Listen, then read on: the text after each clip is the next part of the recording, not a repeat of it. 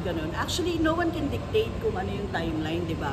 Alam natin na ang mas gusto ng taong bayan is to see yung impeachment trial mag-proceed.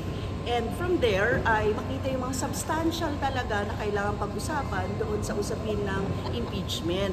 Kasi hindi mo naman yun magagawa ng isang araw lang. At parang hindi din naman yun sapat, parang gano'n. So, ang gusto natin sabihin dito, yung impeachment trial nga, ang sinabi natin, hindi siya bound by the legislative calendar. We are still standing on that, na hindi siya dapat magpa-tali doon sa usapin na hanggang June 30 lang. So, mas substantial ang mga discussion, mas marami tayong makita na mga ebidensya, mas marami tayong malaman, no?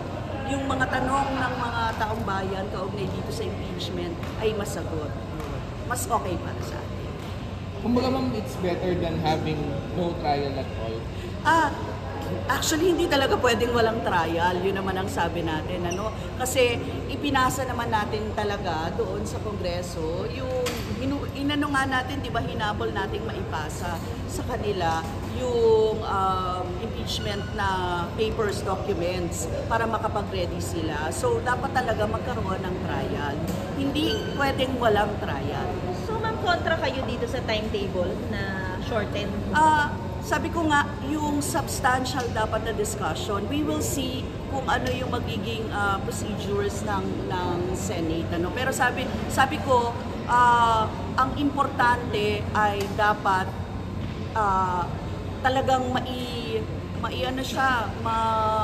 ma-discuss ng mabuti, no? Doon sa impeachment court, yung lahat ng articles of impeachment. And we think, kung hanggang June 30 siya, bibigyan mo lang ng isang araw, hindi siya enough, hindi siya sapat. At dapat masatisfy natin yung tanong ng mga taong bayan kaugnay dito sa impeachment.